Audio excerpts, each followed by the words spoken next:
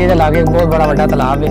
साडे बच्चों का नुकसान होया, जानवरों का नुकसान होया। साडे कोई भी लागे चीज़ जा सके, साडियों बचने के कोई चांस नहीं है।